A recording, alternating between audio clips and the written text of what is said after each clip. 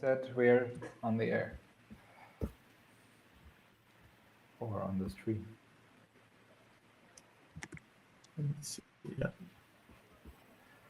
So I'm going to start, right? I don't see it on this screen yet, but maybe. No? I still see the flashing top lap bars long. Okay. That's true.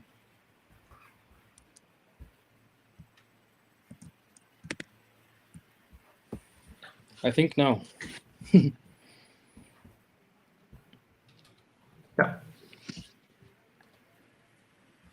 Yeah. Okay. Then let's start. Good evening, whoever is watching tonight. Welcome to our binaural audio live coding workshop, which was inspired by a concert that was canceled. That was supposed to be a multi-channel concert that was canceled due to COVID, and we thought, how can we add the spatial audio element to live coding and streaming concerts? So we came up with this workshop, and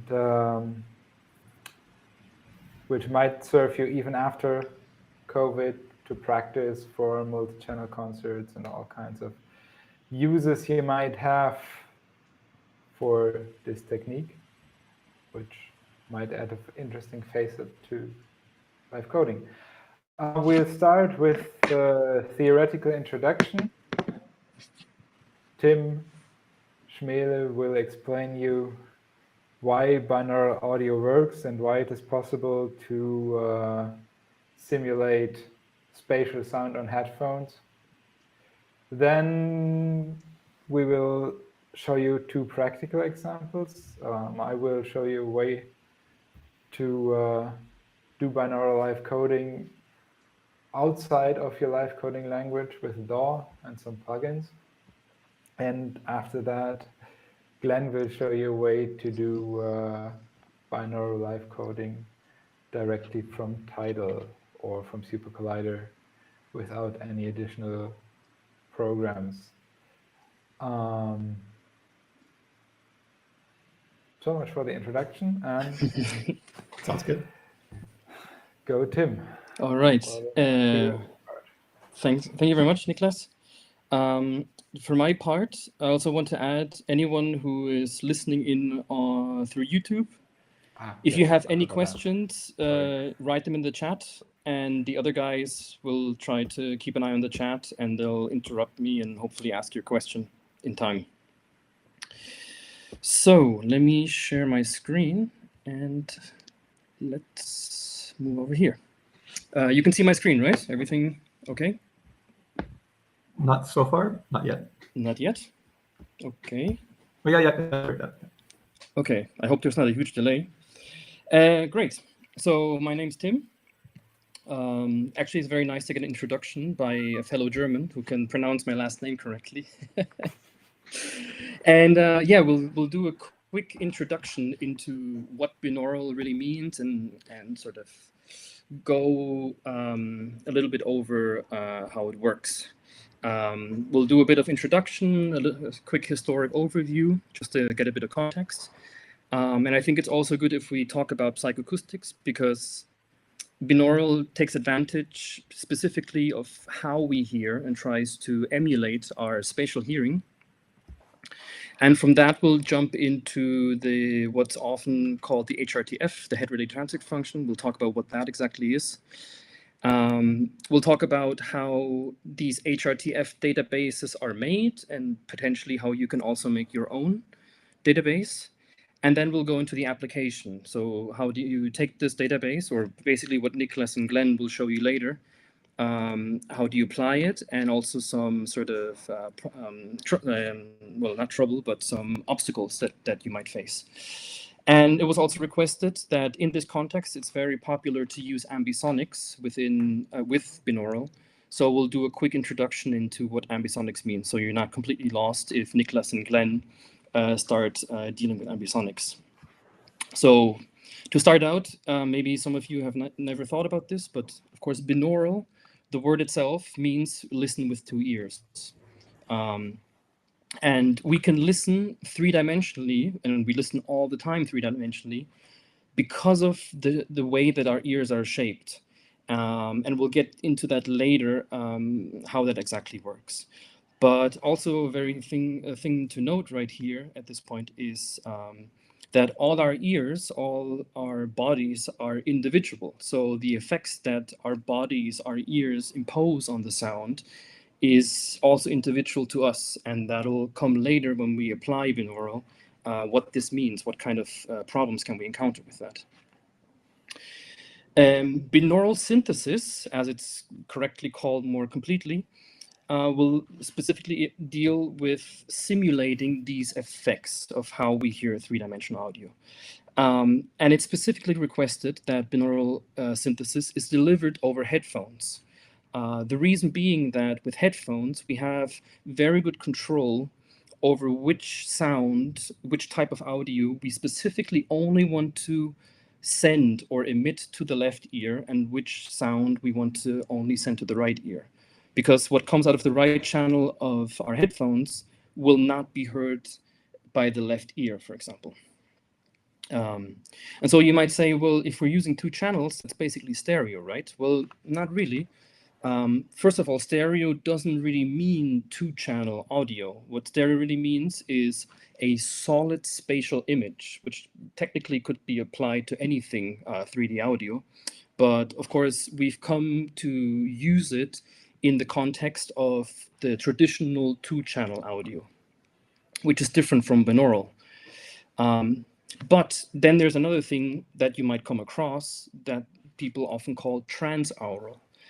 We're not going to be talking about transaural, but I want to mention it here, that this is basically binaural technology, but this specifically deals with the problem of if I send this or I play the sound from the left channel that is intended for the left ear, because it comes through a loudspeaker, my right ear will also listen to that same sound. So there we have this very finicky problem of having to create filters to cancel out the audio from the left channel at the right ear. And this is very fragile. You have to stay in a specific spot and everything, and a bit complicated. And of course, we'll not get into this, but just so you know, all these things exist. So if we start out, I mean, basically the first binaural technology that you could call binaural was already invented 1881 in France by Clément Nader. And what he basically did was he put a bunch of microphones on a stage in Paris that would record the sound live and transmit the sound through the telephone system to listeners that want to listen. You have to imagine that at the time, Edison, I think, didn't even really invent the sound recording and reproduction machine. So there was no way to store sound on any physical medium. And the radio, of course, was also not invented. So this was the first time that we could remotely listen to a performance live from another stage. And it was famously shown during the Paris World Fair, where also the Eiffel Tower was built. Then, if we maybe, we're going to fly over this a little bit, but the first sort of binaural hearing that really included the way that we spatially hear can be attributed to Fletcher, who built the first dummy head to sort of experiment on hearing aids. And later, a more commercial dummy head was displayed to the public by AT&T in 1933. So this is when we start dealing with sound recording that try to include the outer physiognomy, well, complicated word right now, the out, like our body shape basically, to emulate the effects the effects that it has on the incoming sound. A very popular microphone that you will probably see a lot is the Neumann KU100, which actually went over several iterations and exists already since 1972. And from Sennheiser, we can also see that already the first in-ear microphone, so little microphones that you can put inside of your ear canal to record sound exactly as it enters your ear, already since 1974. So later when we talk about how to capture binaural filters, you might also want to look into buying one of these microphones for yourself. And you can basically measure, or you can capture a scene as listened to your own through your own ears, and you can play with that creatively as well. If you want sort of affordable fake dummy heads to record binaurally, there are companies. The famous one is 3DO. They make quite affordable fake ears with microphones in them that don't include the whole head shape, but they can deliver quite a convincing result in the binaural audio technology. So how is it that we really hear 3D with our ears? Well, very very basically, we can say that our head has a certain diameter, and the ears have a distance to one another, which is more or less 18 centimeters from ear to ear.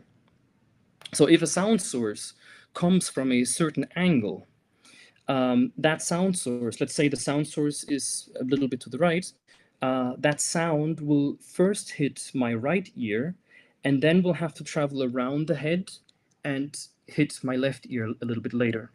So this implies that there is a certain time difference as the sound arrives between the two ears, and the brain is able to detect this and say at what angle more or less the sound has come from. Additionally, the head also is an obstacle that the sound has to pass by, so it creates a shadowing effect on the farther ear, meaning that certain frequencies are attenuated on that ear, and the brain is just as likely able to detect that and also use this as a cue. But these two effects are not strictly speaking binaural, because this is basically covered with regular two-channel audio. So what exactly is it that we're doing with binaural that is extra? Well, in this case, we not only want to look at the horizontal angle at what is coming from, but also at the vertical angle. How does it work that we can detect if a sound is coming from above, below, or even behind us? Well, now it gets a bit more interesting, because we're looking at the specific appearance of the outer ear. Also, we have to include the torso, the shoulders, that are very important surfaces from which the sound reflects from. But the main part is the outer ear that has a specific shape that our brain basically learns how it influences the sound. And if we look at the diagram on the bottom, we can see that, for example, depending on how vertical a sound comes into the ear, the length that it has to bounce back when it finally enters the ear canal is a little bit longer.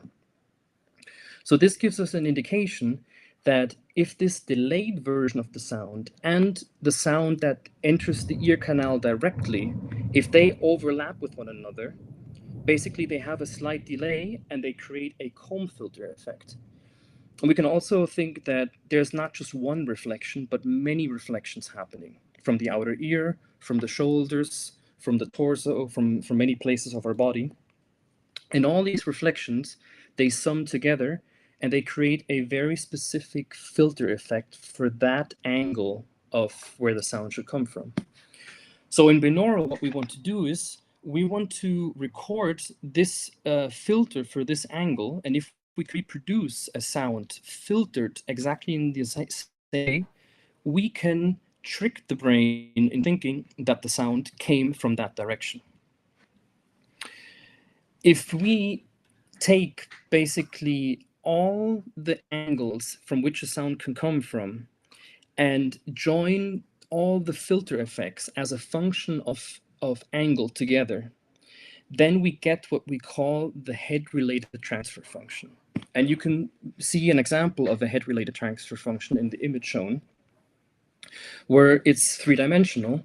We basically have an axis for the frequency and also an axis for the angle. And then in the vertical, we can see how loud each frequency for each angle will be. And we have two of these because each one describes the head-related transfer function for the left and right ear respectively.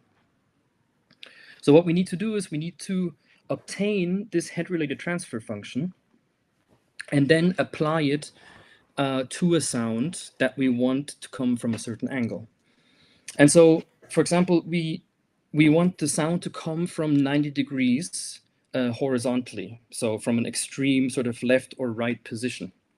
So we can read the specific filter from this head-related transfer function for this position. And then in the diagram shown, we can see in the magnitude spectrum how the right curve is more or less around 0, meaning that the right, let's say 90 degrees is an extreme right position. The red curve will then signify the right ear, meaning the sound comes unobstructed into this ear, and it's basically at the same loudness. The left ear, the blue curve, would then be at the opposite side of the head, meaning the head is shadowing the specific frequencies that have to sort of try and warp warp around the head to arrive at the ear. So we have a loss in energy on that side. Conversely, on the bottom part of the diagram, when we look at the phase diagram, we see that we have a slanted linear phase deviation between the two ears. And this basically indicates that we have a time delay between those ears, which makes sense that because the sound would arrive earlier at the right ear and later at the left ear. So how do we get this HRTF so that we can choose the right filter for the position that we want our sound to come from? Well, this is usually done by measuring head-related impulse responses. And an impulse response basically means you play an impulse into a system. A system is a very general word, very technical general word. Usually that could mean like a room. So we can play an impulse into a room and measure all the reflections. And then we have a convolution reverb, for example. Well, in this case, we want to measure the response of our body as the sound tries to enter the ear for a certain angle. So we play a bunch of clicks from many, many, many locations to measure this impulse response as a function of angle around our head in both horizontal and vertical. And when we put all of these measurements together and we basically apply a frequency analysis to these measurements, we get the final HRTF in the end. So taking the example that we had before, we can also see the impulse that was measured for the specific position. So we can see that the impulse for the right ear has a very striking transient, whereas at the left ear, you can see that the transient, the highest peak comes at that delay, which is about 40 audio samples of delay, and of course at a much reduced level on the other side of the head. Impulse responses can be measured with regular human beings. Then we are measuring their specific physiology and how they hear, or we can measure it also using dummy heads. There are, like, for example, the KU100, let's say a relatively affordable one, or for the automobile industry and for scientific institutions, there are, of course, much more elaborate head models that scientists, for example, could buy as well. Tim, is the hair important? So actually, yes. So what scientists, for example, would do is they would look at how different objects around your head influence the sound. So, for example, there's always if you're, like, for example, I have long hair, or, you know, women generally have long hair. Women also are more common to wear their long hair openly and over their ears. So there's an interesting phenomenon is that if you are used to, for example, having your hair worn open and over your ears, and then you tie it together to go to a concert of 3D audio, you might actually notice that you cannot localize the sound as good, because suddenly having the hair tied together and not covering your ears makes a difference in how the 3D audio arrives inside your ear, basically. So so there are filters measured, for example, with hair open and hair tied together, so that you, for example, can choose the right filter for you if you want to simulate binaural audio. So if we have these impulse responses now, or we have the HRTF, how do we apply it? Well, there are basically two things or two ways that we can do this. One is we did the recording with a dummy head directly. In that case, there's not much we can manipulate. All we can do is play back this specific recording directly. But if we want to synthesize sounds, meaning we have mono sources, we have samples, and we want to place them in a virtual space using this HRTF function, well, once we define a position for that sound, what we do is we go either into the HRTF and try to extract the head-related impulse response for this position, or if we just go into a database of head-related impulse responses and we choose the closest head-related impulse response to the position that we want. And then we just treat this head-related impulse response as a finite impulse response filter, and we convolve our sample with that specific filter. So I already said that head-related impulse, the HRTF, is individual to every person. Our physiology is individual. Our ear specific. If you notice it, if you take a look at many people in the street, ears can look so different from person to person.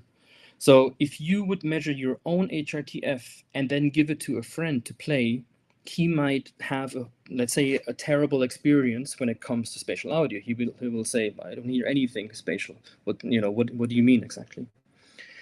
And so once, basically from our birth on, our brain starts to learn how our specific HRTF sounds. And using vision and motoric sense, when we like turn to a sound, and then we sort of verify that we've turned correctly to the sound by seeing the source of the sound, the brain learns that the change in audible cues as we turn and as we verify is correctly predicted. And so it starts learning these specific filter characteristics. So artificial heads are usually some sort of average between, hopefully, the broader spectrum of the population. So if we use artificial heads to record binaural audio, it hopefully works for the majority of people. But if, for example, you go to a database like SIPIC or Earcam to get your binaural filters from, you might encounter that they have 25 different sets of filters.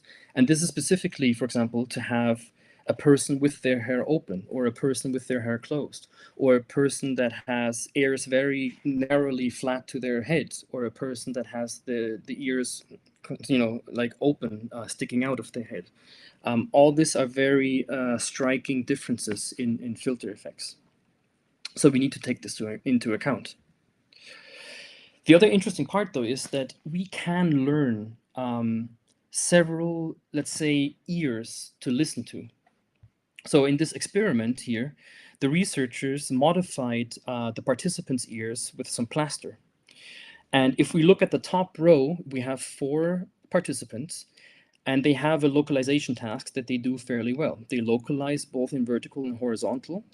Basically, the black dots are the average correct answers. This spans over more or less the area that they need to locate to.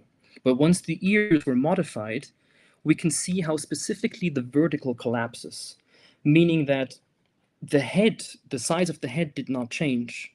So the interoral time and level differences did not change. We can still localize in the horizontal quite well, but the vertical is basically collapsed. They're unable to use this 3-dimensional information with these new ears. The brain needs to learn this first. So the scientists follow these people over the course of a month or longer, and they come in periodically and they redo this test, and we can see how this graph sort of opens again. And over the course of a month, they learn to listen with these modified ears. But the interesting part is that once the modification was removed and they had their old original ears again, their ability to localize sounds is not impeded at all. So they can still hear just as well with their old ears, but now they have two sets of ears. This is important in this context to say that the longer you listen to binaural audio, the longer you sort of use a specific set of impulse response database filters, you might actually learn to listen better and better with this synthesized audio after a while. That's really interesting. Then the other problem is externalization that often binaural suffers from. And the reason why externalization basically means that a sound sounds as if it's coming outside of our head. Often what happens, it collapses and we sort of hear the movement in our skull more or less, but it doesn't really get out of the sort of the confines of the headphones. And the problem here is that if I move my head, my headphones move with my head, and so the sounds have the exact same movement as my head. So the brain says, well, if it's disconnected, the only way this can happen is if it's inside of the head. Otherwise, how can it be so connected? So the brain isn't fooled in thinking that it's sort of virtually outside. The solution to this is to use a head tracker. For example, recently Apple came out with their new AirPod Pros, which now include head tracking, specifically for this reason that when you watch HBO with this new binaural technology by Apple, you actually hear the sound coming from your phone instead of from inside your head. But another trick, and something that is also very important, is to add reverb. Because if we have very dry sounds, often the brain says, well, this is not very natural. And sort of localizes the sound again inside the head. So adding reverb can also go a far way if you want to really have a good externalized binaural sound. And then the last problem we want to talk about is interpolation. We talked about how we measure all these individual points of head-related impulse responses. But for sort of a movement, we need to move in between these points. We need to have intermediate sort of locations that we also need to convolve. We cannot just discretely jump from point to point and have a very jerky movement like that. There are several strategies that have been used, sort of amplitude interpolation. So you just take the sound of one impulse response filter and another one, and you just interpolate between the amplitude.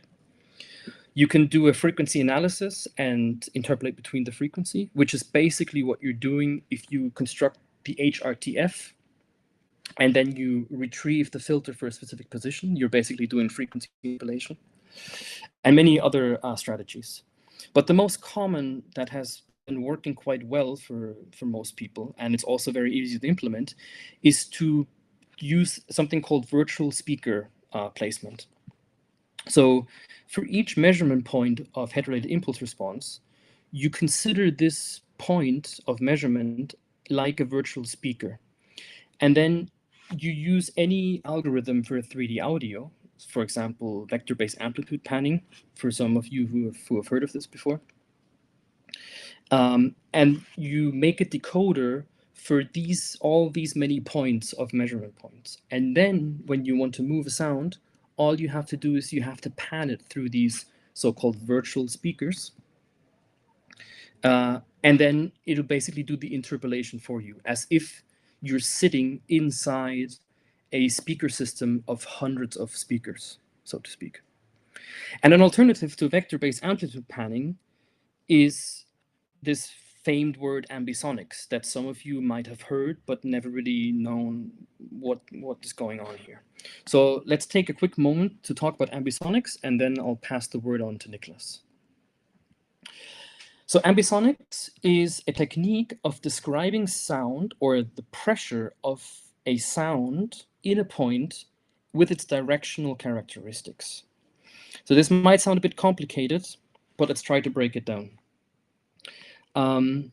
these directional components, they are technically called spherical harmonics. And I'm mentioning them here because many people like to throw around with words. And so you also know what spherical harmonics are, which are basically this diagram down here, these crazy looking shapes. And what, for example, YouTube and other platforms are dealing with mostly is so-called first order ambisonics. And we have several orders, basically infinite amount of them, but usually we deal with orders 1, 2, 3, maybe 4 or 5, and each order adds more of these spherical harmonics. If we look at the YouTube case that we only have first order ambisonics, we basically only have to worry about the top 4 of these little blobs. So the green one, the round green one, and then the 3 sort of double balled diagrams that we see here. And you can sort of consider these as if they were microphones. Think of the first one for L0 or 0th order ambisonics as an omnidirectional microphone. And think of the 3 spherical harmonics of the first order as if they were figure of 8 microphones that you point in perpendicular positions. So one along the x-axis, one along the y-axis, one along the z-axis. And then with these 4 channels of audio, you can describe the directionality of a sound in full 3D audio. And these 4 channels, when you have them together, they're most commonly referred to as B-format ambisonics.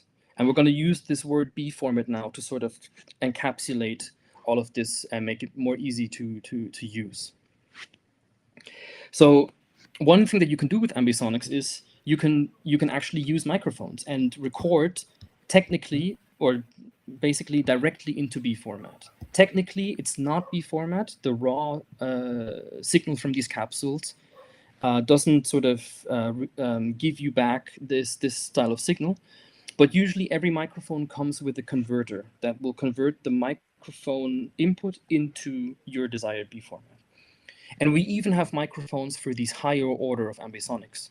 So with the smaller Zylia, the black one on the bottom that you see there, you can record into 3rd order ambisonics. And with the quite expensive, more for the scientific community or real professional thought of eigenmic, you can record up to 4th order ambisonics as well. But what you can also do with ambisonics is you can synthesize it. And we can see the formulas here, how to synthesize into 1st order ambisonics. And basically, it is basically a trigonometric function of rotation of a point in 3D space. So if we take our signal Si, that can be any sort of, think of it as a sound sample, and then you multiply it with the coefficients of the cosine of your horizontal angle and the cosine of your vertical angle, and you get the x component of your ambisonics. Or if you multiply it with the sine of the horizontal and the cosine of the vertical, you get the y component of your ambisonics. And like that, you can just place any sound virtually and pan it around a system that uses ambisonics just as well. And you can also, once you have it in this so-called B format shape, you can even mix it down with microphone recordings of ambisonics. Once it is in this B format, it is universal for anything that is ambisonic, basically. And you can see in the formula, just to clarify, the large sigma, the summation symbol here, means that we can sum up all our signals that we want to synthesize, or even all the ambisonic signals together, and get the final W, X, Y, and Z channels for our 1st order ambisonics. And so once we have it in the ambisonic format, we can then apply transformations. I think Glen wants to talk about a few, but specifically, let's say for low-key binaural, the important one here is rotation. We talked about the head tracker and needing to compensate the head rotation with this. So the reason why many people are using ambisonics for binaural is specifically that it's very simple to do this head rotation compensation with just a few simple rotation matrices that we can apply to the final mixdown of our ambisonic stream. And then once we have the final mixdown of our ambisonic stream, we of course need to decode it. And there are many tools to do ambisonic decoding to a specific loudspeaker setup. What they're basically doing is they're applying virtual microphones that try to point in the direction of the loudspeakers that we have in our system. And there are two techniques that are very common in ambisonics. One is called in phase and one is called max RE. And I just quickly want to, in case you encounter this trying to decode ambisonics, I want to try and hopefully clarify this a little bit. What in phase does, you can see the characteristic of the virtual microphone in the middle diagram here, is that it creates a microphone characteristic that does not have any sound basically recorded from the opposite direction. As a trade-off, though, you can see that the main lobe of this virtual microphone is a bit wider, meaning that while in phase does not result in audio coming from the opposite direction and giving someone a false impression of your panning algorithm, it will, however, have a slightly wider source width. So it's a bit more vague from where it's coming from, but from the correct direction at least. Max RE tries to do the opposite, basically. There is sort of a psychoacoustic vector of directionality called RE, and with some formulas, you're trying to maximize this vector. What it results in is sort of the best possible narrow main lobe with just a little bit of tail to hopefully have the best sense of directionality within an ambisonic speaker system. So then finally, there's another important application for binaural audio, which is also why we're talking about ambisonics, is that if you can imagine you're measuring these hundreds and hundreds of head-related impulse responses, and then you have to sort of try and have a lookup algorithm and try to find the closest one to the position that you're panning to.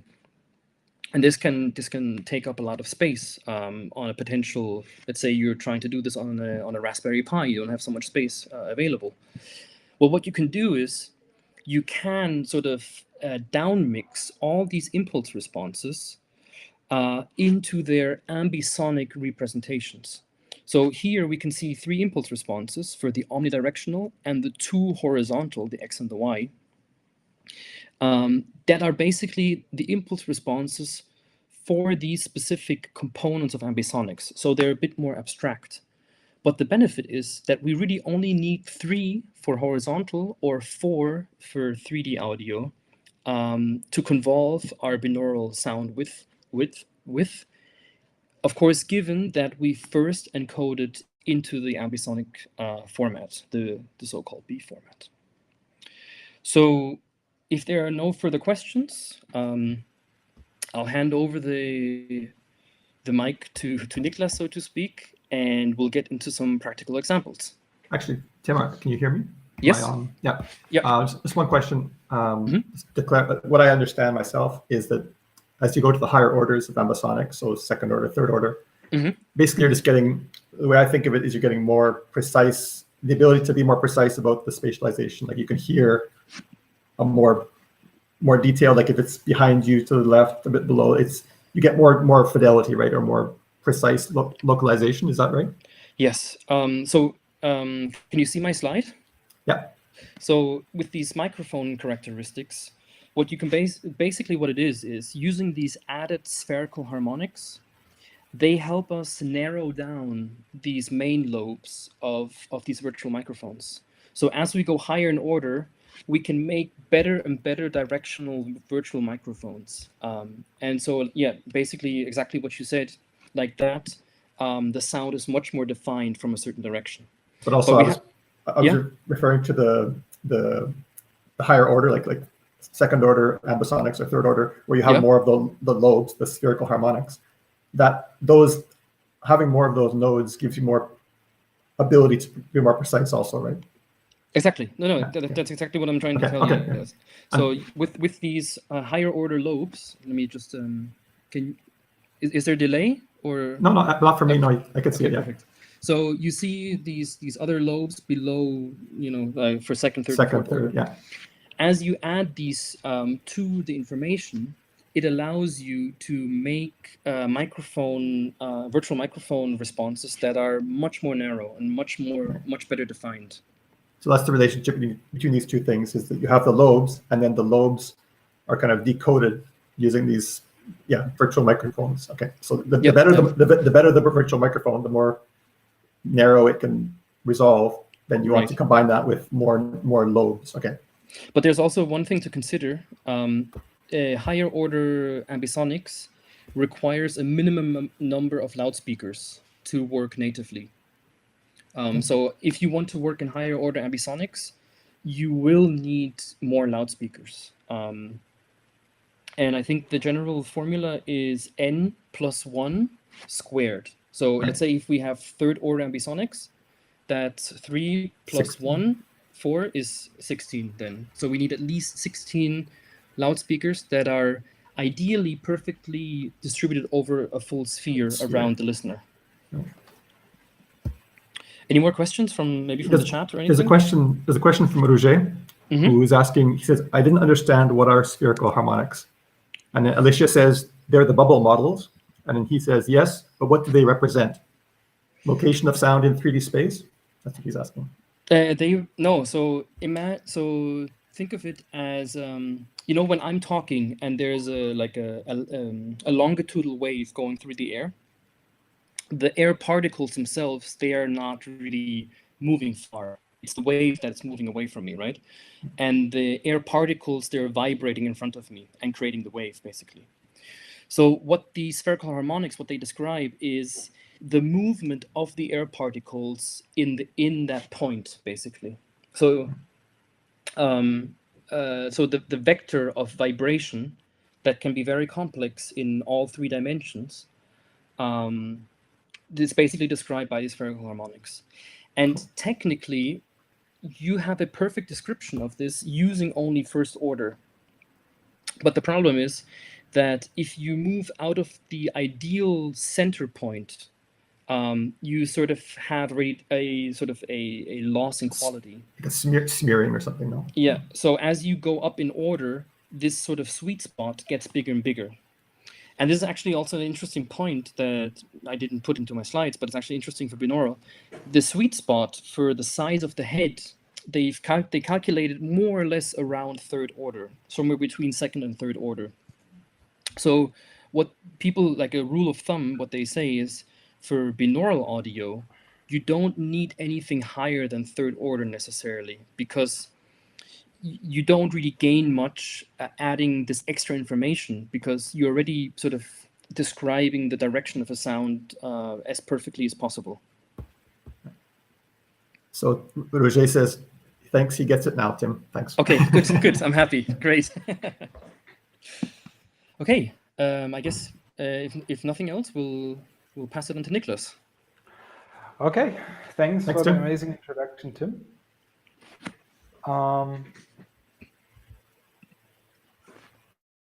And I will continue doing a demo, how you can synthesize binaural sound from live coding with the help of a DAW. And I'm going to grab the screens, the stream. So bear with me here. My internet connection is not the best today, so I might have to switch off Jitsi. Let's see. I'm definitely going to switch off the camera. Well, not yet the sound. I'm trying to listen to Jitsi with half an ear. So I'm grabbing the stream right now. Let's see if that works. Please let me know if it works when I'm online on the stream. You can just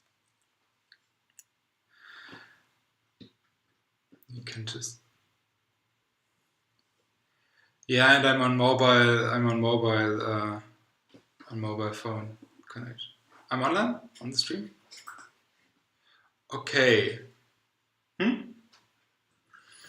So as you can see here, I'm on macOS now. The reason for that being that routing audio between different applications is arguably the least intuitive on macOS. So if you're on Windows or on Linux, there's Jack available, which no voice. Okay, my microphone is pretty loud here. Not sure why it's so quiet on the stream. But you can't hear me at all, or?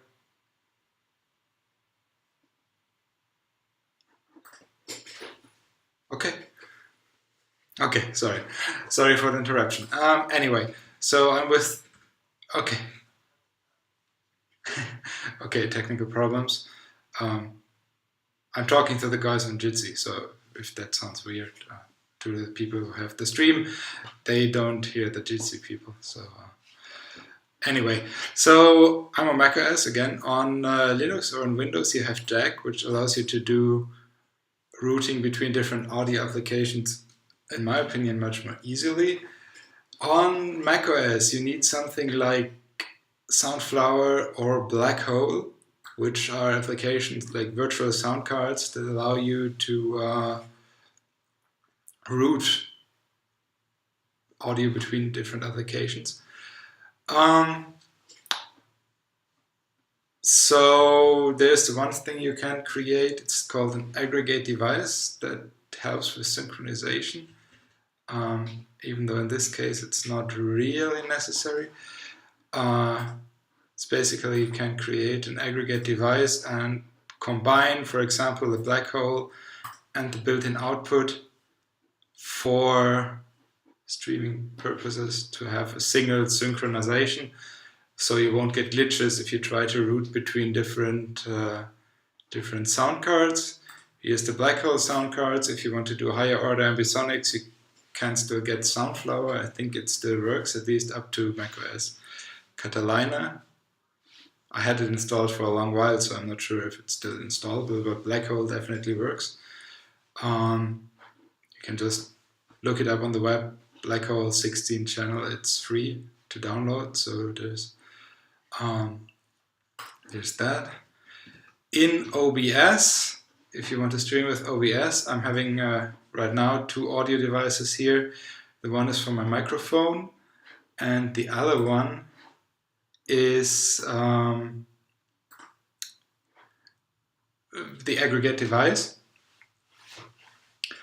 which I also use for monitoring to route the audio through to my headphones, which is done internally in OBS, because on macOS this doesn't work directly.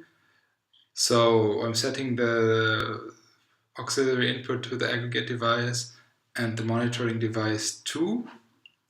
Unfortunately, this doesn't work for desktop audio. The desktop audio inputs don't recognize the aggregate devices for whatever reasons. I'm not sure why. So that brings us to another problem. In OBS, you can't choose the channels. So channel 1 and 2 are always kind of reserved for... Yes? Tim?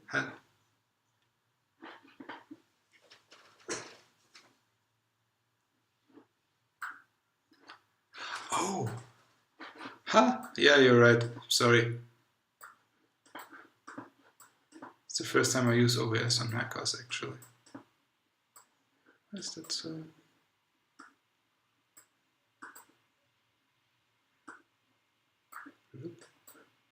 Now you should be able to see the whole screen, right?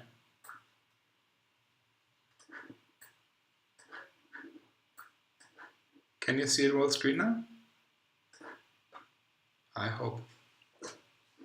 So, okay, sorry, once more. Here's the audio settings that are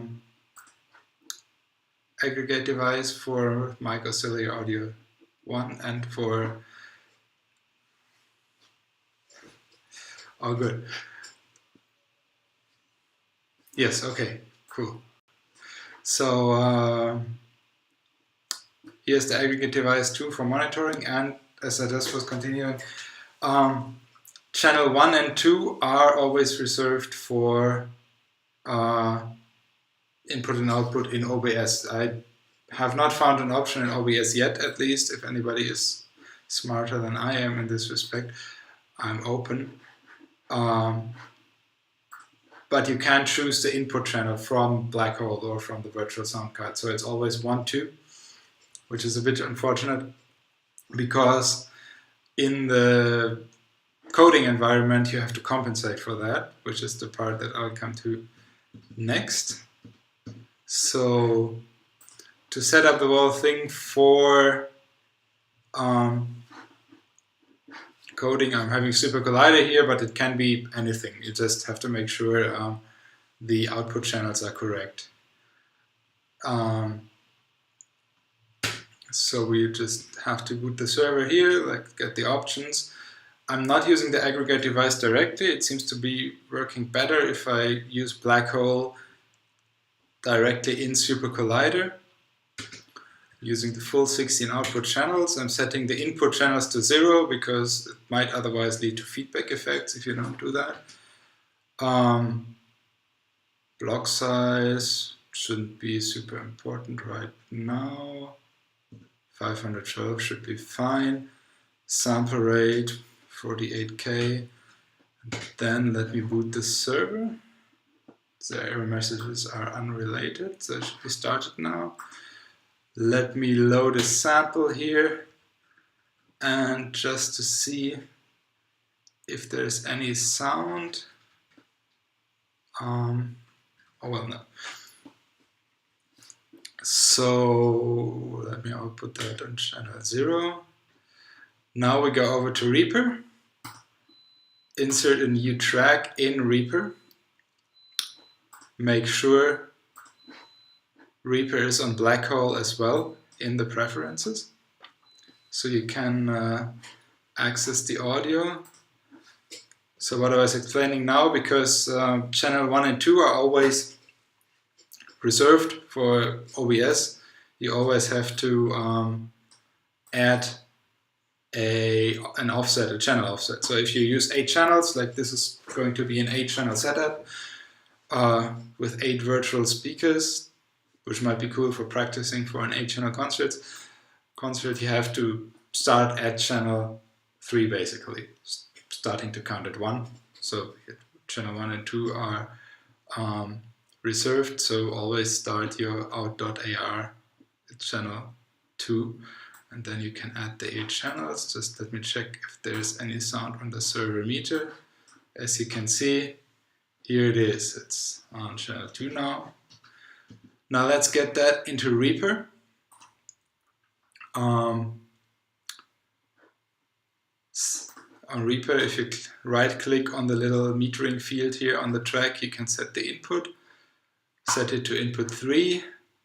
Check if there's something coming in. No, there isn't. Why not? Okay, you have to arm the recording. If anybody knows something the way around that,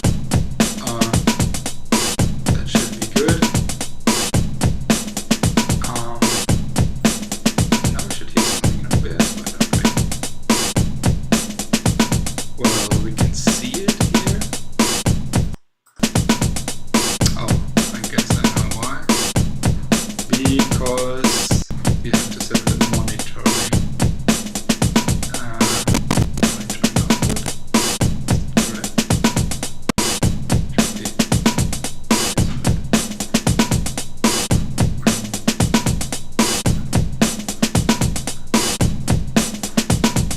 To the folks in Jitsi, you can hear the sound of the stream either, right? Can you?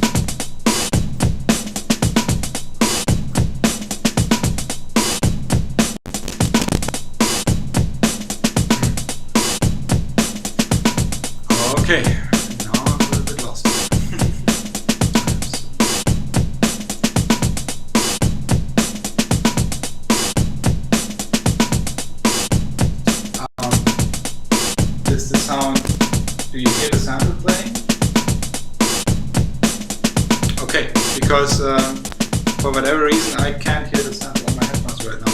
So better?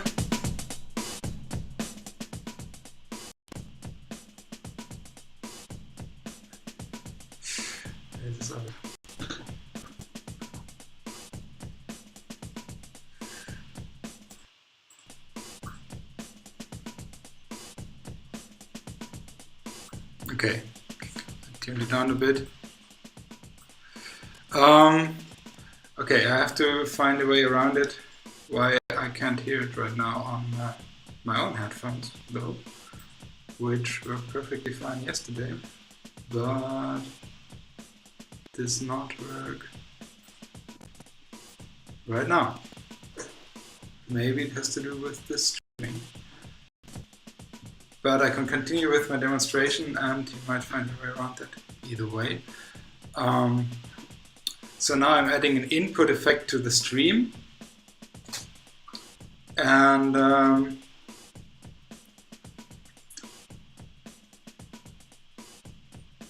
I'm using a plugin called Anaglyph, which is can be downloaded for free just as well, and which basically does all the things that Tim explained to us in his presentation. You should just take the left input channel if you use this. You have different HRTFs that are from the listen database, which one was that again? No, it was not CPIC. Forgot. It's one of the more common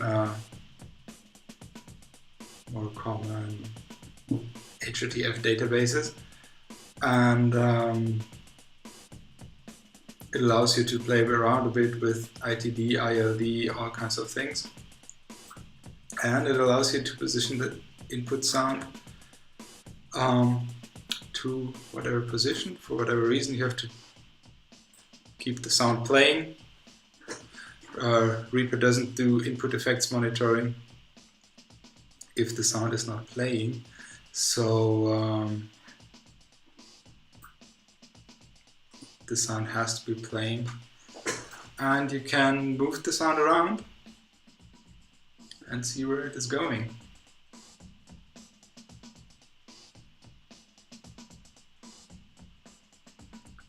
You can also add some room with the Anaglyph plugin.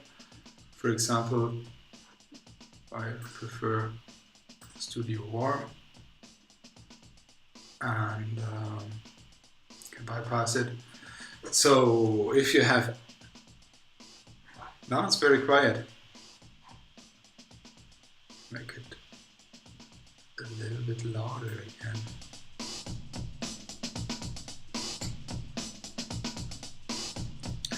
So this is only one speaker, of course.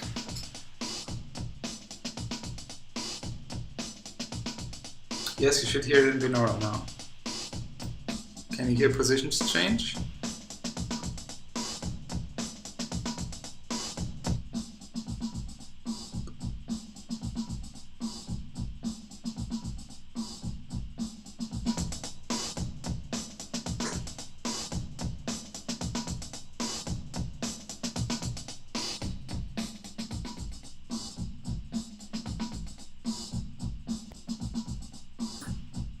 Seriously?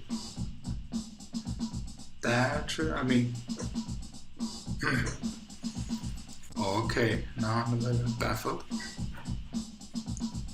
Well, before I annoy you here with overzealous troubleshooting, I will just leave you here because we can talk about that on Telegram or via email or something else, because it would be boring if I try to troubleshoot this right now. Anyway, just if you want to use this, you have to play around with it at home anyway, and I just want to present you the software. I'm sorry that the demo didn't work quite as planned, but yeah, in the end, what you want is more a setup like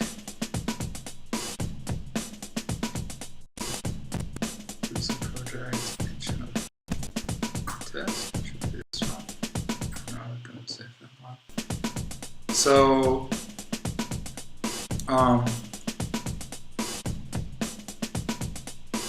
to compensate, to have the whole 8-channel setup in Reaper, you have to model that, of course, and do the process I just showed you for all the 8 channels. And then just to change the whole thing in SuperCollider. If you play the roundabout, panning the sound over all the 8 channels, you can see the Reaper here moving around, and then you can put the channels to whatever position you want. I recommend you to play around with that at home. There's different binaural plugins. I like the amateur because it comes with a selection of HRTFs that might let you find a sound that you like, and different reverbs. So it's fairly complete and it's free. There's one by the University of Arto, I think, which is called Sparta, which also has a fairly complete set of tools with it. Or if you want to use ambisonics in the end, not quite. You only have 16 channels with Black Hole. If you want to use Soundflower, you can use the same path to route the audio into Reaper, use a multi-channel track. You can create up to, use, for example, the IEM plugin suite to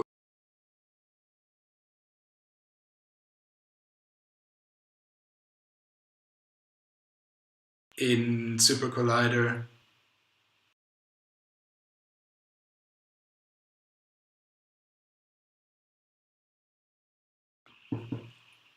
To pan synthesize ambisonics audio.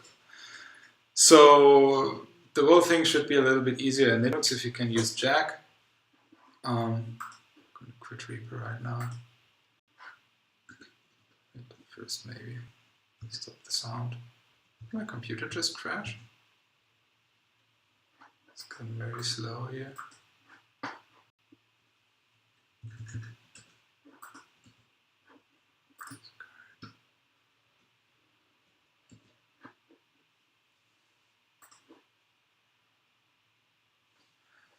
Oh yeah, that might be a good idea. But to be honest, I have to look that up right now myself.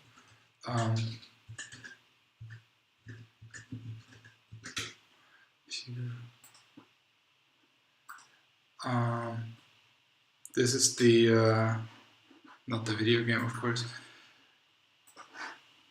the virtual audio driver called Black Hole that you will need. Alternatively,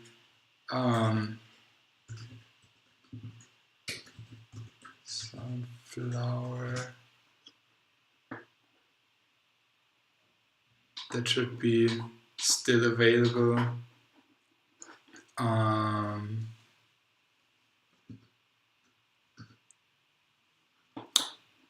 What was the plugin still called? For ambisonics, there's the IEM plugin suite that has quite a collection of ambisonics tools, if that's what you want to use. Or, oh, it still works in Catalina. Soundflower works in Catalina, so if you want to route 64 channels, then that will work as well. And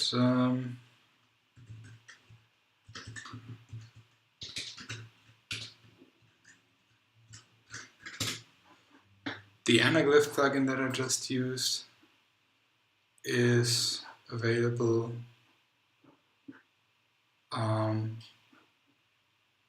It's probably from some university, I suppose, but I don't even know which one. Anaglyph.d'alembert.upmc.fr. So it's all freely available. You can play around with that, and hope you have more luck in constructing the demo than I had. I think I have to troubleshoot that, and come back to that later. So not to waste your time with the failed demos, I'll give the stream over to Glen, who will show us how to do this stuff from SuperCollider directly, without the obstacle of the DAW in the middle. Ready, Glen?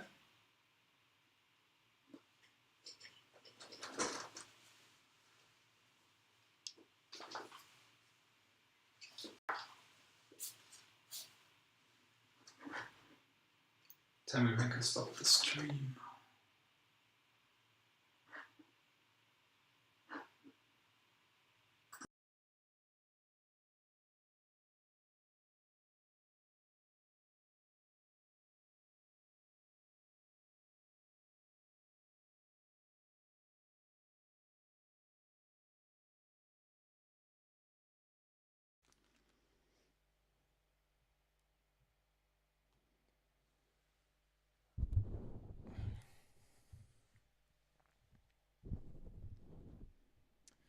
Okay, so hopefully you can hear me now and see me.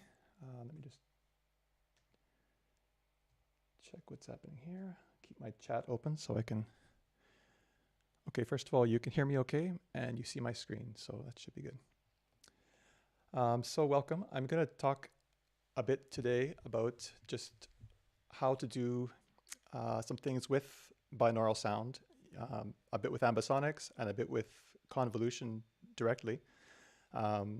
In SuperCollider, and by extension also in TidalCycles, because of course the sound engine for Tidal is SuperDirt, which is running in SuperCollider. It's an extension. So the first thing to do at some point, if you want to, would be to go to GitHub. There's a repository there called Binaural Live Coding in my account. Can I just get a note that everyone can hear my voice fine? A bit low, okay. So I will crank that up higher. That should be better. Okay, so as I was saying, there's a GitHub repository here I've made with my examples, and some of Tim's slides are in here as well.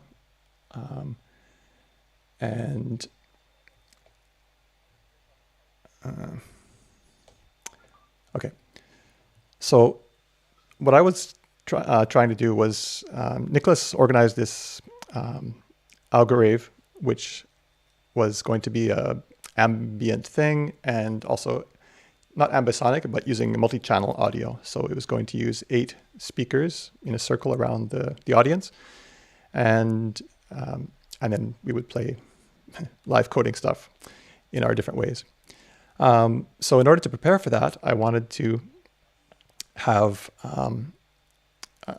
not always do you have a 8-channel audio setup ready to go, or 8 speakers, or a partner who is willing to let you take over your living room with cables and wires and everything. So I wanted to be able to do it virtually in order to rehearse and prepare materials for that. And potentially even you could stream it if you had to, if there was a COVID lockdown as we had, and in fact the show was canceled or was postponed. But it gives another way of playing with spatial sound without really too much work. So the idea was to make something where you could just more or less do your normal live coding, whether it's in Tidal or whether it's in SuperCollider, and not initially wasn't trying to do general ambisonic stuff with sounds above you, below you, all around you. It was mainly just focused on sort of the 8-channel simulating 8 virtual speakers. So in this repository, you can see this, you can read this at your leisure.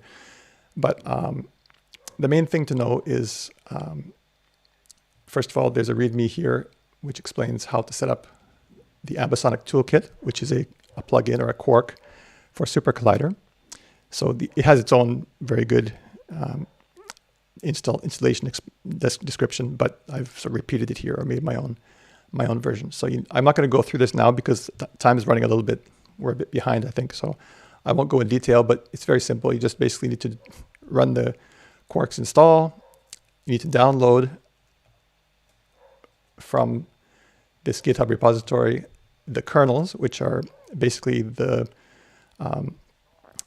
basically what Tim was talking about, the HRTF functions. The kernels are sort of the convolution engines that can convert the ambisonic B format back into stereo binaural audio. There also are kernels that are used for encoding, which I'll talk about a bit later on. So that's that. There's also these things that are called matrices, which are just, again, in this case, they're mainly for encoding, different ways of encoding and transforming sounds. So for example, well, I'll explain that when we get to that.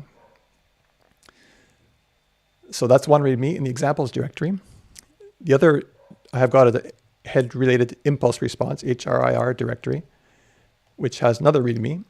And I don't put any files here, but I have links to different places. So for example, there are two of the main, well, not main, there are two fairly well-known ones. The Listen database, which both Tim and Niklas referred to, are from the, I believe they're from EarCam.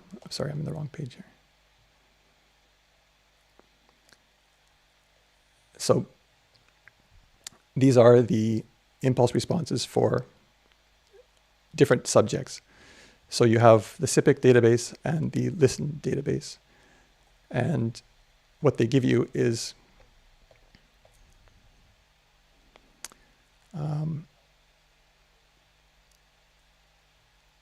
where am I from? I'm just not seeing things here. So for example, subject 1002, subject 1017, these are individual people. They could be real humans whose ears were sampled, basically, whose impulse responses were measured, or they could be dummy heads in some cases. And what you'll get if you click on these, it's a zip file, which has a whole bunch of data in it, basically. So, and that data it can be in different formats. I've been using their WAV files, so audio files, which are just very, very short. They're just impulse responses. So they might be like 512 samples long, or might be roughly 2048. They often tend to be in powers of 2, but it doesn't matter. So you'll need both of those things downloaded to work with my examples here. So let's go to SuperCollider. And the first example, what I wanted to do, as I said, I wanted to do something which was easy to work with. So I thought I'm going to run, in the actual show, I was going to run 8 channels of audio output from SuperCollider. And then those 8 channels would actually go to 8 real speakers. But what I want to do is I want to output, however I do it, to 8 different channels in SuperCollider, and then convolve or transform each of those individual mono channels to sound like it's coming from a different direction. So one sounds like it's ahead, one sounds like it's ahead to the right, one sounds like it's to the right, behind you, and so on, in a circle or in an octagon around you. So what I'm just going to go through and fairly quickly to sort of execute the code that I've got here, which is basically set up so you can just fire and forget. You can sort of run it. You don't need to understand it. You can explore it if you want to, and I could go into more details, but and then you can just work and play with it. In Tidal, for example, is the first example. So this is basically a setup you would normally have if you were your Tidal setup or boot file that you'd use in SuperCollider. So it just starts up SuperDirt. The only thing is different here basically is number of channels is 8. So we're starting SuperDirt with 8 channels. That's the only thing that's really different here. So I'll just run that.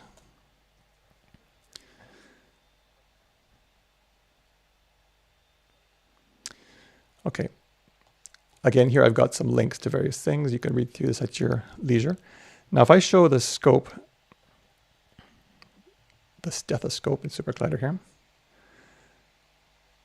you'll see by default it opens up however many channels I've got defined. Like SuperCollider can be set up to use however many output channels you want. It doesn't actually have to have, you don't need to have an audio interface that has more than 2 outputs. You can create sort of virtual outputs and write to them. So that's what I've done here. That's what this s.options.num output bus channels is. So then, again, this, I'm not going to go through it all in detail, but just briefly, the way it works, what I've decided to do to make it simple for me, there's many ways you can do this. In SuperCollider, of course, you can do the same thing 100 different ways.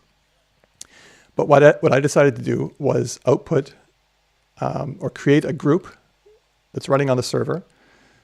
So if we open up our node tree here. So I'm running SuperDirt, which means I've got a whole bunch of orbits running. They each have their own group here, and they're all running in this big gray box, which is the SuperCollider default group, on the server's default group. And after that, you can see I've got a couple of little things here, safe clip 8 and stethoscope. So what I'm going to do is this code will create a new group after this SuperCollider default group, and it will basically then run a node proxy. It doesn't matter. It'll run a synth on the output. So it'll basically read the 8 channels that are coming in from whatever outputs, anything you do in SuperCollider that goes out to one of those first 8 outputs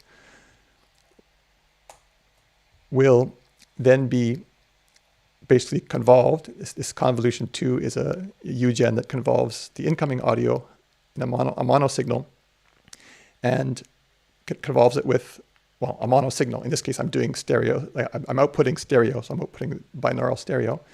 So there are actually 2 buffers. There's a left buffer and a right buffer for each of those 8 positions. So for the right position, there'll be a left and a right channel. So I'm convolving both of those, and I'm adding them all up, and then I'm just outputting that. So what happens is those 8 channels have whatever it's on them. Doesn't matter where it comes from. And this filter basically that's running, if I go back here, you'll see now, I've got an extra group down here, which is got this, my filter running on it. So, so now, in summary, if I play something through SuperDirt, so for example, we hear a sound to the right side. So I've set it up so that the panning, the SuperDirt panning, because this is the way Tidal works. With normal stereo, of course, 0 would be to the left, 1 would be to the right, and 0.5 would be straight ahead, or not so straight ahead, would be centered. So I've kept kind of the same idea that 0.5 is ahead, but that now means I want to have a full circle. It's not just left and right. So I put 0.25 will be completely to your left. 0.75 will be completely to the right. 0.5 will be in front, and then 0 will be behind. So as Tim mentioned also, often it can be ambiguous. It's not always, depending on your own ears, depending on the decoder, or in this case, the transfer function we've chosen, it may work better for you or not as well. So it's often difficult to distinguish, higher, lower, front, back. You can get some ambiguity sometimes, which is also why head tracking, if you're in VR, for example, head tracking gives you a lot more, helps you to resolve those things, because in the real world, it's like birds. Birds are always moving their heads around so they can get parallax in 2D, and also probably maybe in sound too. And for us, we do that with stereo vision. We move our heads around and we get depth cues that way as well as from stereo vision. And with stereo hearing, we also use our, in this case, not so much moving the head, but tilting the head. It changes the filtering of the sound, and we actually helps us to identify cues, sound cues, and where they are. Because sometimes they are ambiguous. Often you get a reflection too. You'll have a dog barking on the left side of the street, but you actually hear it reflecting off this brick wall to your right. So you get strange effects, and yeah. So I've set it up so, as I said, 0 is behind, 1 is also behind. those are equivalent. Those are exactly the same. And then as you move around the circle, it cycles around from 0 rear left. It goes clockwise. I chose, ambisonics normally works counterclockwise. Most things work sort of mathematically. It makes more sense to go towards the left. So a positive angle would be towards your left. But I've done it because it's more like a stereo thing. And more like the way Tidal normally works. I've kept it so that as numbers increase, it goes from left towards right. So here I'll play a sound that goes from behind you, whoops, and then plays at one of each of the speakers around you. So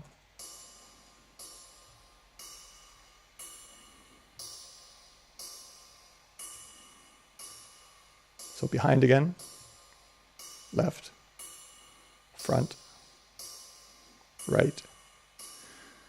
Okay, so that's just randomly panning around. So what I can do now is I'll just go into, since this is going on longer than I thought, so I go into Tidal, and it works just the same way. So here if I play a sound, pan to 0.75, it'll be to the right. 0.25 will be to the left, and so on. So let's just, this example here, we'll take and pan the letters F, L, B, R, front left, behind right.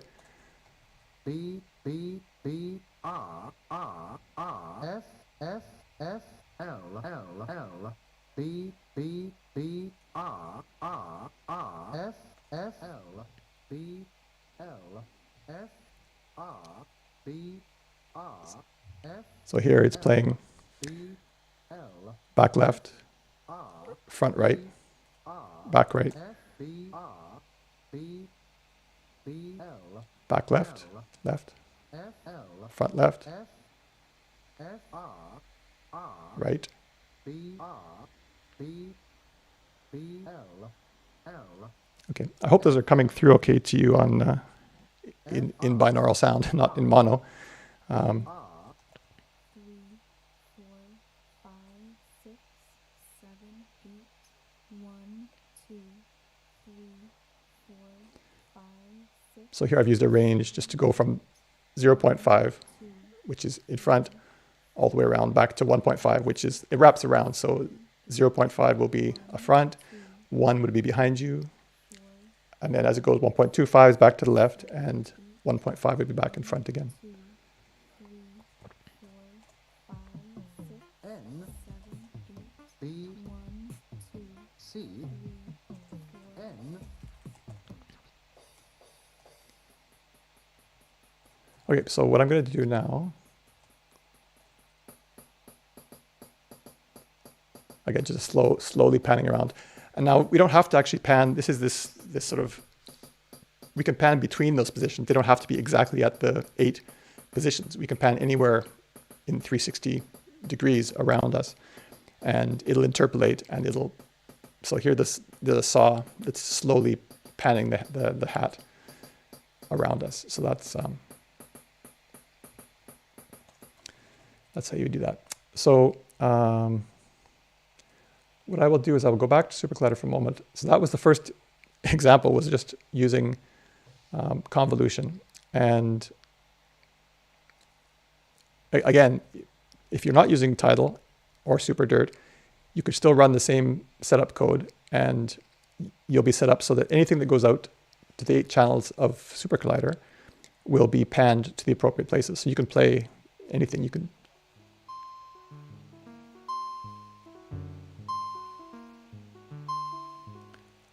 So here I'm just playing a sound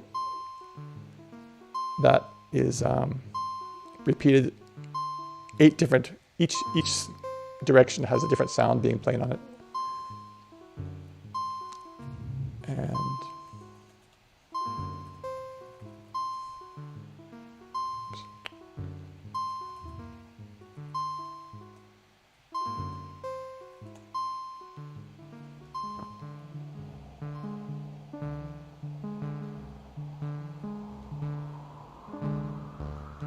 And now I've added a filtered noise that's sort of sweeping around randomly. So it's using this pan pan azimuth to pan through the 8 different speakers.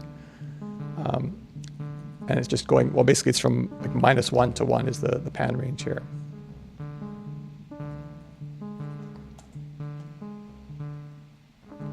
Okay, so let's stop that and we'll start from scratch. So I will restart SuperCollider. Now this is not set up, as you can see, to be sort of a nice, doesn't just, you can easily set it up to be when you boot up the server, it'll just install these things appropriately. But for now, you have to actually, you'd have to execute this code manually.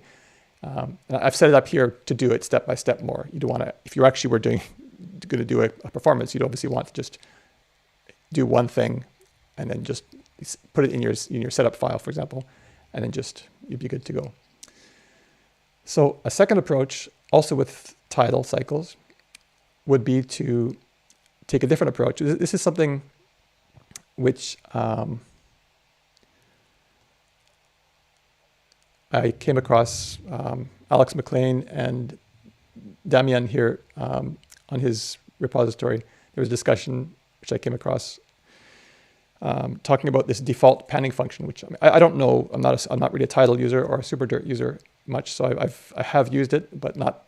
I'm mostly working SuperCollider, so I don't know all the ins and outs. But I wanted to make something that people in our local community could potentially use. There's lots of Tidal users here, so there's a default panning function, it's called, which lets you put whatever you want in there. So in this case, what it's doing, we're setting up a normal, quote unquote, Tidal or SuperDirt session. So here, I'll run this. It's just setting up a SuperDirt with 2 channels. So just the usual stereo SuperDirt setup.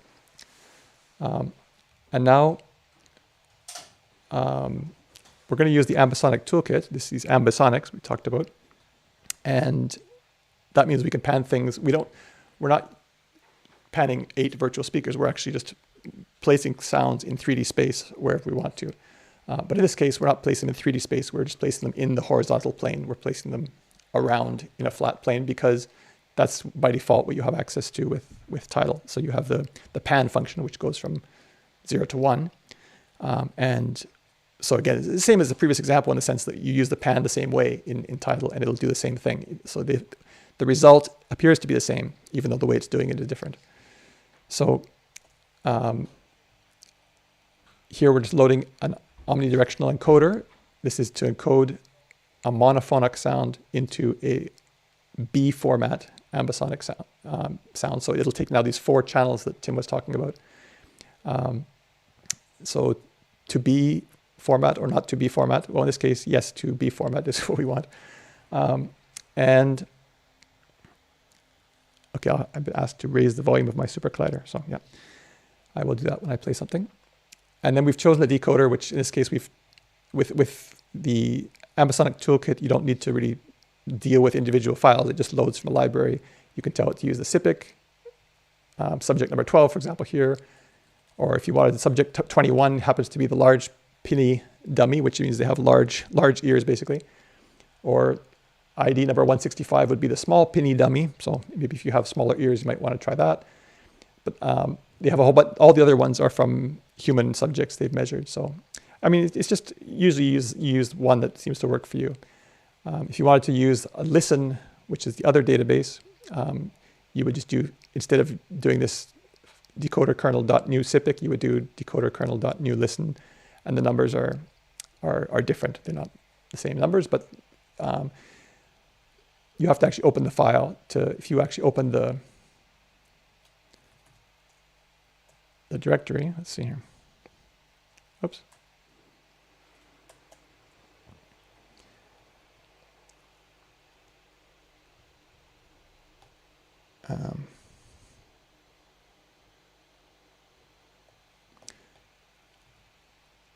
So in the kernels, you can actually see, if I go to decoders, SIPC, for example, they have one for each different sample rate. So say 48K. So here you've got all these different numbers, 003, 008. They're not contiguous. There's a whole bunch of spaces between them, but there happen to be 45 different subjects you can try here, which are basically human heads that have been measured.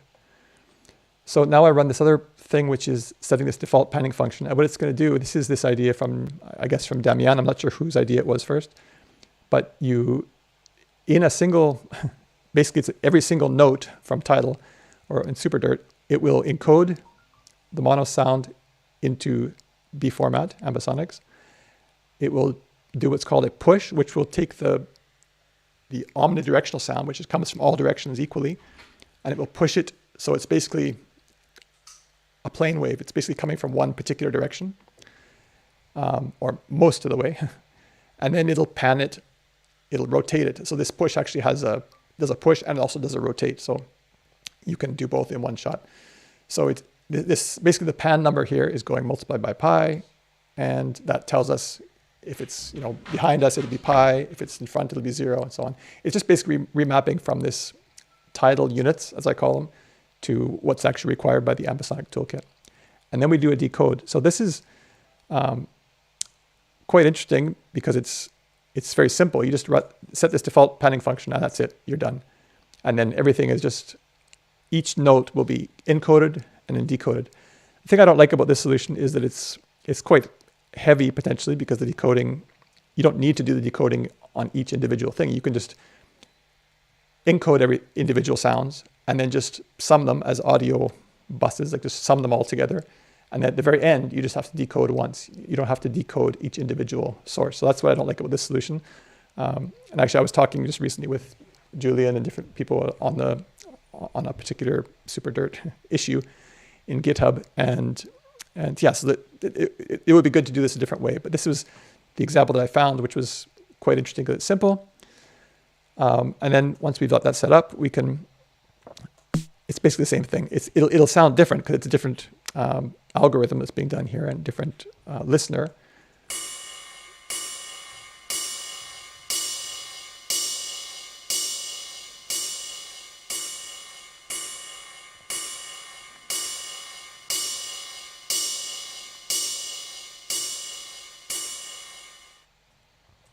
Okay.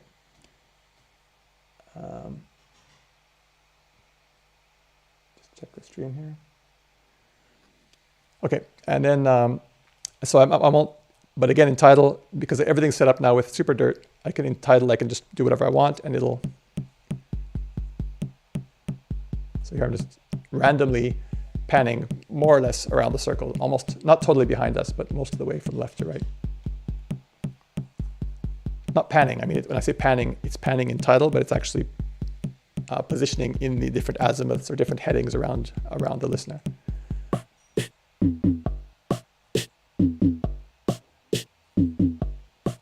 So these are just sort of cheesy developer examples. These are not good musical examples, but with this Jux, the famous Jux thing in Tidal, what's interesting is that you can, it's basically offsetting the pan as well as doing some other operation like reversing it or whatever. So you get the original sound and you get sort of like an alternate version, which you can then pan somewhere else. So the Jux by 0.5 has sort of offset it more or less halfway, like 180 degrees behind the original source.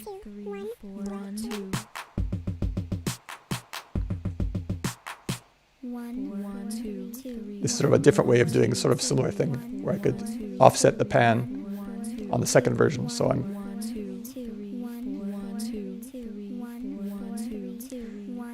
and then finally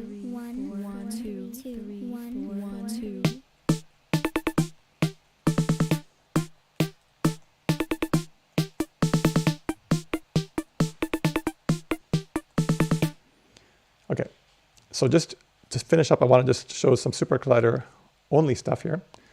So I'm going to just reboot SuperCollider again. As they say, if it's not working, just reboot SuperCollider. So in this example, what I'm going to do is something a bit different. I'm going to work with the ambisonic toolkit purely in SuperCollider.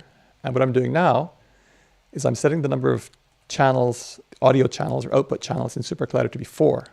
So why am I doing that? Well, because I want one for each of the 4 B format audio signals. So these aren't really audio you would listen to. I mean, you can listen to them. They sound like audio sort of, but they don't spatialize. They don't work properly.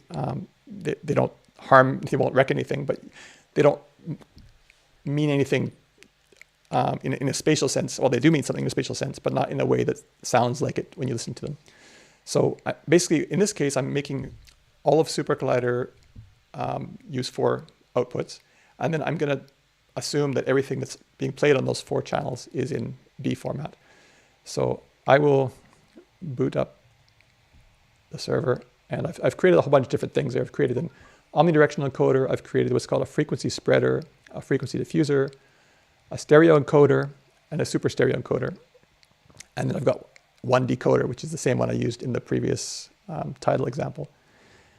And so again, I won't go through this all, but what I'm doing is the same thing as in the convolution example. I'm creating a group at the end of the server after all the default things.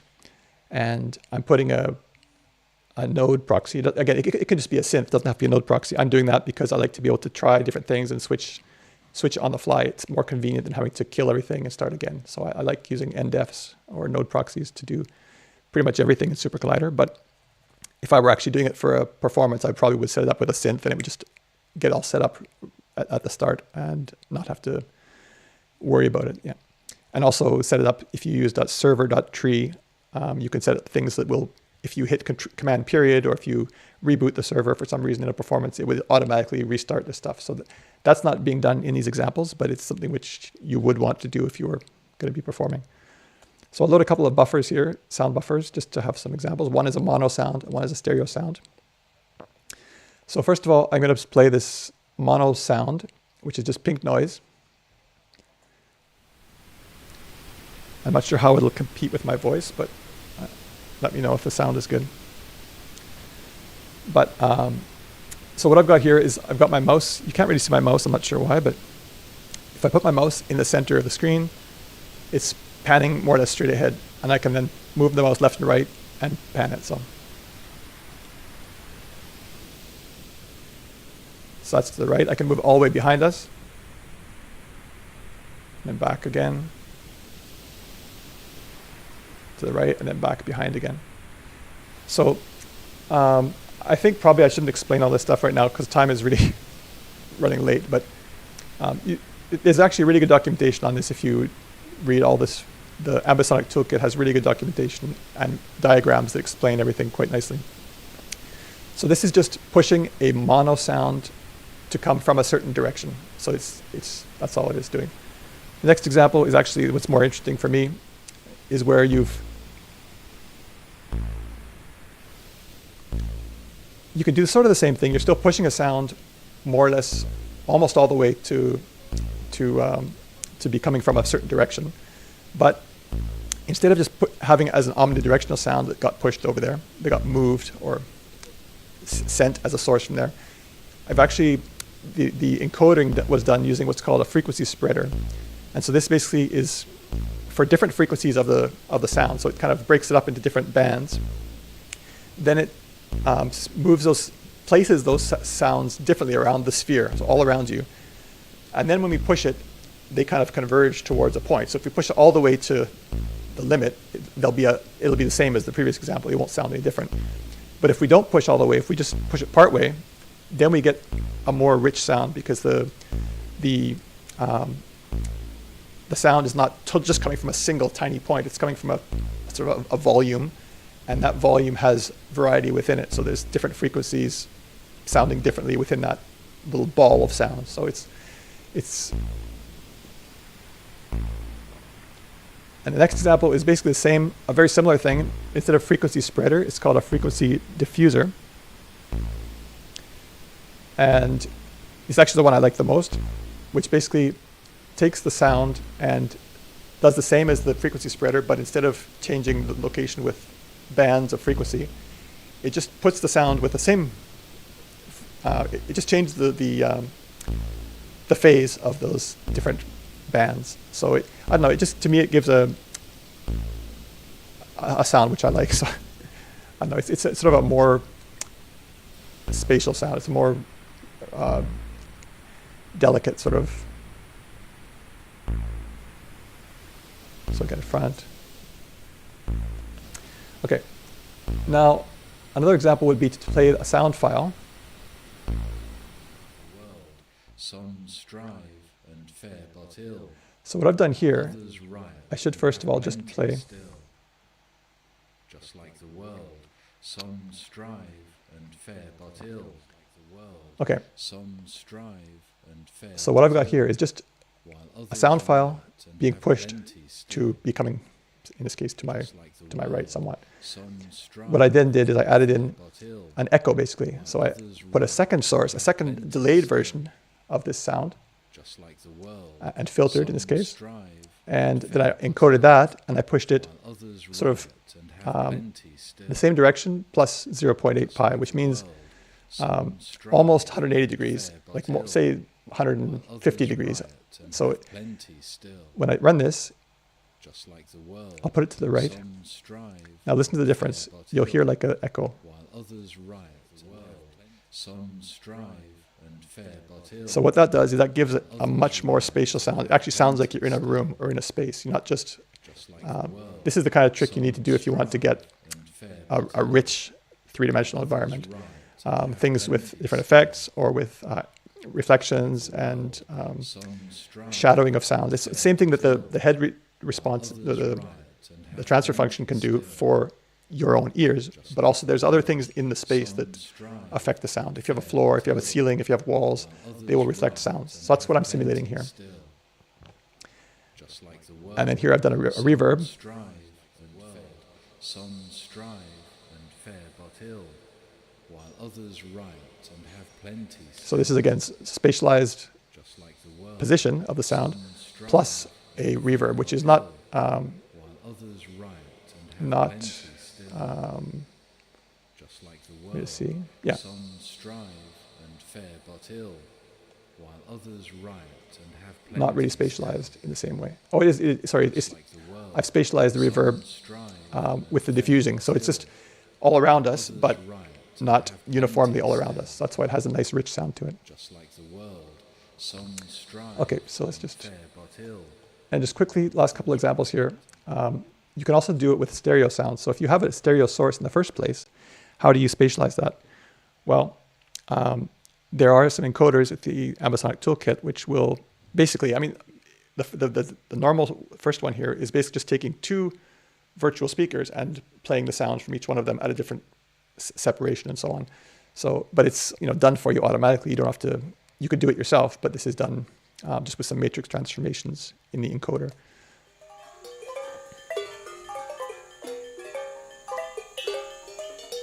So I can pan that to the right, to the left, but it's staying. It's still a stereo sound. There are two different sources being moved around, rotated around my head. So this would be good to visualize it with something, but unfortunately you don't have a visualizer here. So okay. So and finally, again, you don't have to.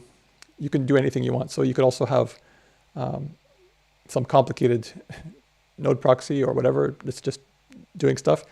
And in this case, I'm generating a whole bunch of different sounds. Like in this case, I'm creating 8 sources, but they're not at 8 uniformly spaced speaker positions. They're just randomly wandering around all around me. So this is kind of, can give a nice, for a ambient kind of multi-channel concert, this is the kind of thing you want to have something to get some really rich spatial sound. So.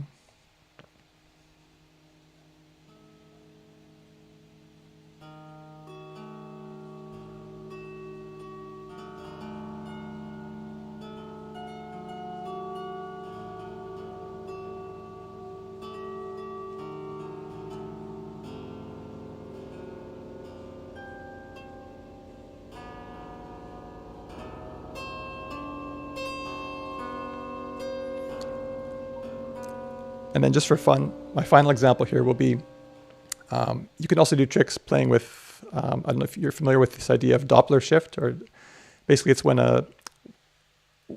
generally binaural sound, well not binaural sound, but for example, ambisonics doesn't take into account the time it takes for a sound to arrive where you are, because if a sound is 10 meters away from you, it'll be quieter, it'll have different characteristics. Some of the high frequencies will be absorbed by the air. Those kind of things you also, if you're doing binaural sound, for example, I do it with virtual reality, you want to have those kind of things to give you more, again, spatial a real presence to the sound. So you need to kind of simulate the real fall off and the real absorption of the air. If the air is more humid, it absorbs more high frequencies, these kinds of things. And by the same token, if you want to do more realistic things, so to speak, like a lot of game engines would do these kinds of things,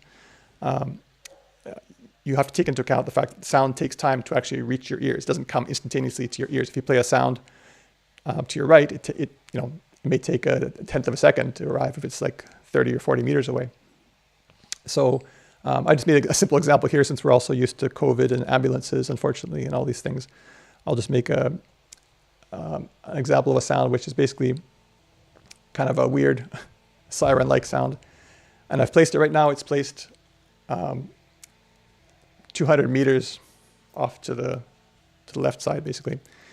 And I'm just doing the same thing. I'm just encoding its position. I'm figuring out a 3D position in coordinates, in sort of Cartesian coordinates.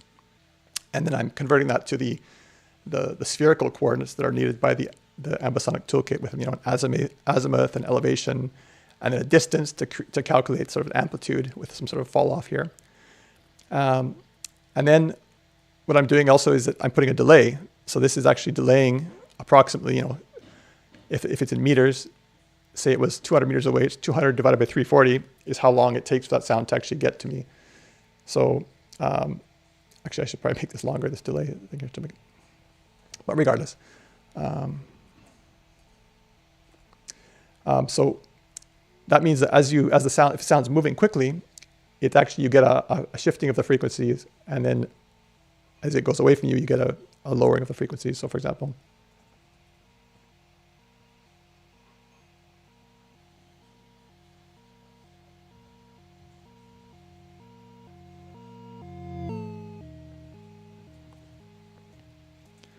so I think I'll probably leave it with that. Once again, if you go to the Git repository, which is totalg/binaural live coding on GitHub, it's got quite a bit of material. All the things are more or less described here, and just start playing. It's not by any means a complete thing. You can do so many more things. I should also just briefly mention there's another way of doing ambisonics in SuperCollider, which is called the SCHOA quark, which is high order ambisonics. And this is really nice because it lets you go for those higher orders. Second to fifth order you can do as well as first order. It's a bit more complicated to get set up, I think, so I didn't show that. I have used it, and I've found more or less what Tim mentioned in his presentation, which was interesting. I don't know so much the theory of these things. I know a fair bit about using them. But I found also that third order was a good trade-off between getting noticeably better sort of spatial precision, I found, with sounds, but also not requiring too much heavy processing, because you have 16 audio channels with third order, but it's a trade-off. So you have to figure out how much performance you want to use. But in general, the ambisonic toolkit is with first order is actually a really good place to start, and actually it's a really good place to stay as well, because it's more than enough for most uses. And also I know that the ATK is Dr. Joseph Anderson, who's sort of the main leader of that group, I think, they've been working on it for quite a few years, the higher order. So there will be at some point a higher order version of the ATK as well. So I think that's it. I think we're going to go back to Jitsi. Is that right? Let me just check some comments here. Should I let the stream go back to Jitsi? Let's just see.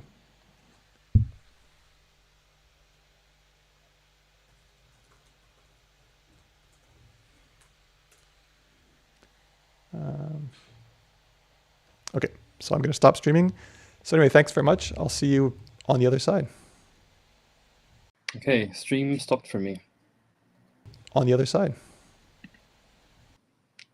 Lina? Okay, stream stopped for me. On the other side. Okay. Lina? Okay. Okay, I'm on the other side now. Actually, there was a question. I don't know if you Yes. could put examples of extreme HRTFs by Roger. Extreme HRTFs. What does he say? Okay, so I'm not sure. Yeah, I'll talk to Roger about that. I'm not sure if he means extreme examples of binaural sound, I presume, not extreme HRTFs, I guess, would be like an alien head or something, or some other kind of an elephant HRTF or something. Exactly. Yeah. So I'll have to, I don't know if he'll answer more about what he's referring to, but anyway, yeah.